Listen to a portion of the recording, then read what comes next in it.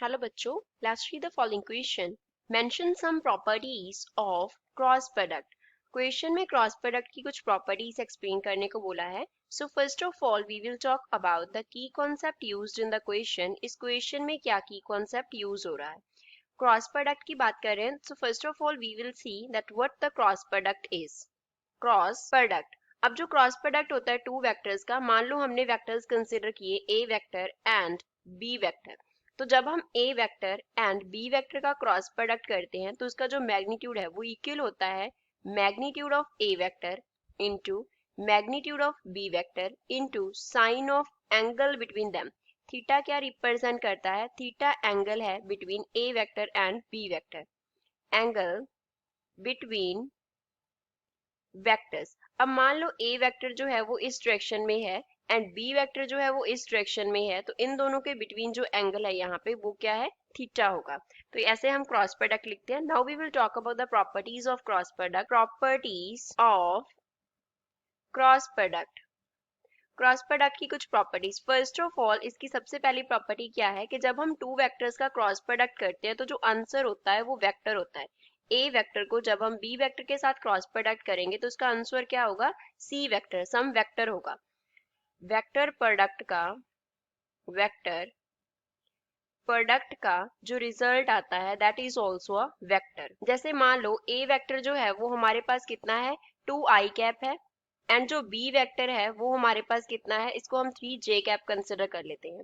तो जब हम इनका क्रॉस प्रोडक्ट करेंगे तो क्या होगा? 2i cap cross 3j cap होगा.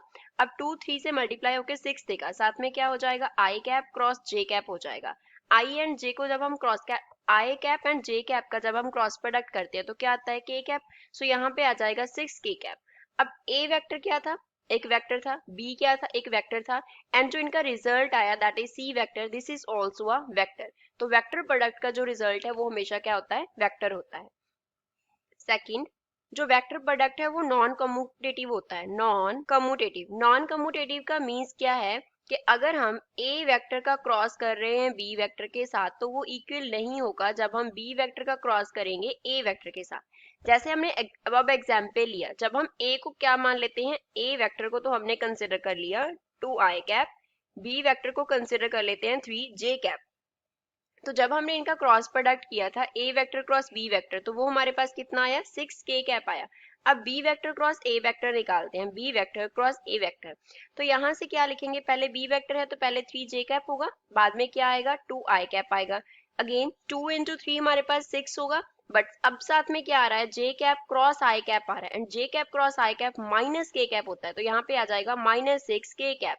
तो A vector cross B vector किया तो 6k कैप आया, B vector cross A vector किया तो माइनस 6k कैप आया. तो ये दोनों क्या है? इक्वल नहीं है. बट यहाँ से और क्या प्रूव हो रहा है कि ए वेक्टर को जब हम क्रॉस करते हैं बी वेक्टर से तो वो किसके इक्वल आता है? Negative of B vector cross A vector. क्योंकि इन दोनों के रिजल्ट में क्या है? ओनली नेगेटिव साइन का डिफरेंस है. Then we can write A vector cross B vector is equals to minus of B vector cross A vector. की जो थर्ड प्रॉपर्टी है वो क्या है? Vector product obeys distributive law of multiplication. Distributive law of multiplication का distributive law जो है vector product follow करता है. कैसे? अब मान लो हमारे पास तीन वेक्टर्स हैं, यहाँ पे है ए वेक्टर, क्रॉस में हमारे पास क्या है? B vector plus C vector है. तो यहाँ पे हम क्या कर सकते हैं? पहले ए को बी के साथ क्रॉस प्रोडक्ट कर देंगे तो that will be A vector cross B vector. उसके आफ्टर यहाँ पे प्लस आ जाएगा, देन हम ए वेक्टर का क्रॉस कर देंगे सी वेक्टर के साथ, तो ये दोनों इक्वल होंगे. This is called distributive law of multiplication. अब इसका नेक्स्ट प्रॉपर्टी क्या है? अब मान लो टू वेक्टर का जो वेक्टर प्रोडक्ट है वो जीरो आता है.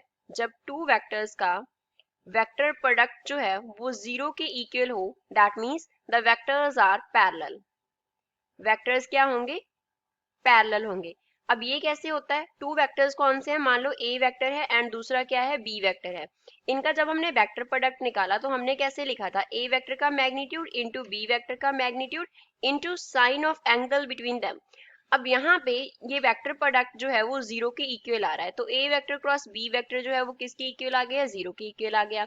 विच मीन्स हम क्या लिख सकते हैं? ए वेक्टर का मैग्नीट्यूड इंटू बी वेक्टर का magnitude into sine of angle between them is equals to 0 degree. तो यहाँ से हम क्या लिख सकते हैं?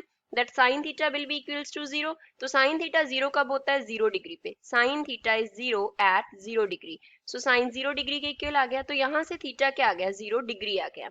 विच मीन्स अगर वेक्टर प्रोडक्ट जो है वो 0 के इक्वल होगा तो वेक्टर्स क्या होंगे? एक दूसरे के पैरेलल होंगे। So these are the some properties of the vector product. I hope you understood well. Thanks.